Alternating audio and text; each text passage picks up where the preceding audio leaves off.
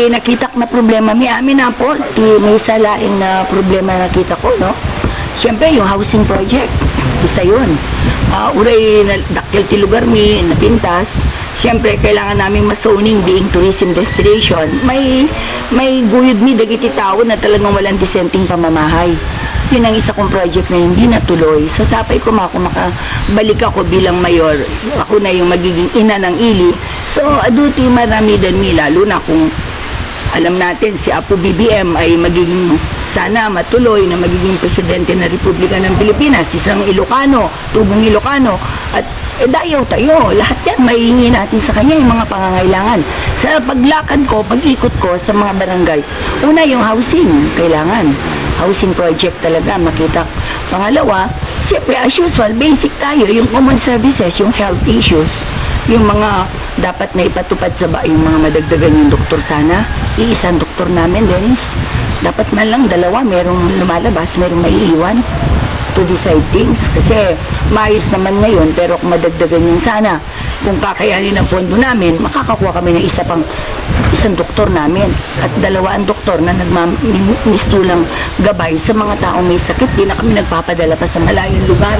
At alam nyo, considering the distance, naligat, pamasahe, plete, amok na dot program ti gobyerno, may malasakit program nila ma'am, lahat yung program ng gobernador, ng province, program ng LGU, pero kung may salira kami siguro ng doktor na dalawa, no, ang ngayon isa lang yung doktor namin, so kanyak lang, yung pati yung 24 hours na naka-duty, tourism destination, may nangyari sa mga turismo, na mga turist, mga taong pumupunta rito, pag bumalik na yung normal na sitwasyon, meron kaming talagang health center na gumagabay at hindi lang kami, buong Pilipinas o buong mundo.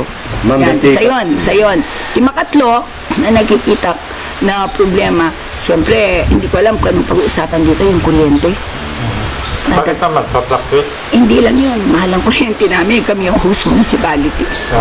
Namatan yung ticket ko sa no? Siyempre bilang host municipality, wala ba talaga o paintindi lang nila sa amin ano ba talaga ang patutunguhan. Tatlo na ang aming windmill dito, isang existing na kaparis, may ginagawa sa Balawi, meron pa sa Kaunayan.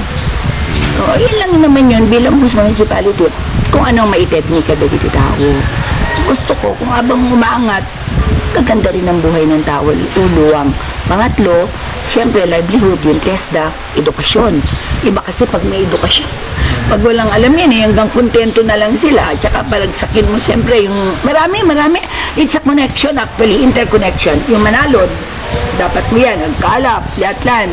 So, hinay-hinay kung namumuno o ang ina ng bayan ang nakakakita ng problema, may susundot-sundot na yan kasi may pa-priority niya. Sa baliti focus na detalyado.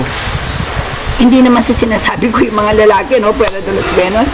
Kasi pag ang concept babae, talagang malikot ng isip, detalyado yan. At kung anong kailangan, ay ito, kailangan niya, walang kakainin. Ito, kailangan niya ng damit, butas ang medyas niya. Ito, ganun yun eh. So, alam namin lahat yun. Nakikita ko lahat yun. So, sana, may tawid ko to. Ma'am, dati problema, iti landslide, iti... Yan, isa pa yan. Ano iti makita nga long-term solution po? Okay, long-term solution, nung nakita ko talagang unang-una, national issue yan. Connecting Cagayan to Ilocos Norte. Diba? Region 1 connecting to Region 2. Pangalawa, konting ulan lang, nababagsak yan. Siguro for the last time, at hingi ko ng pondo yan kay Speaker Velasco.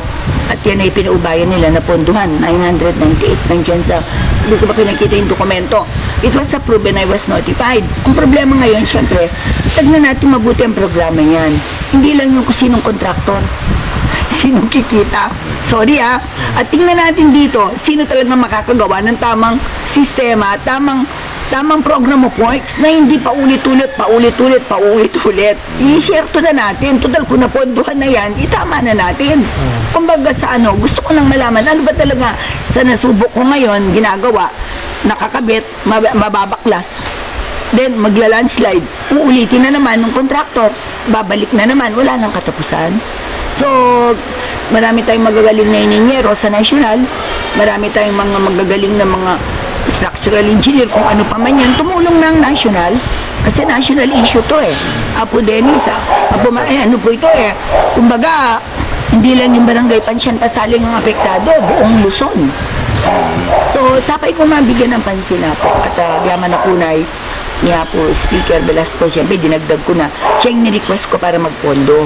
At nag-grant naman yung pondo. 998 million. Kulang lang sa 12 million para maging 1 billion. Diyan yung Malaki. kasi national issue kasi kaya siguro pinondohan nila. Kasi biruin mo, connecting we are the one, Region 1 connecting to Region 2. At yung Region 1, Region 2, yan nandito natin para sa Tour of Luzon. Yan ang biyahe na ng Luzon eh. Pag yan hindi nagawa yan at ganyan ang issue natin eh, maraming maapektuhan. Hindi lang ekonomiya, tourism, economy, o yung safety ng tao, lahat na yan eh. So, nandito talaga yung problema. Kailangan ma-addressan.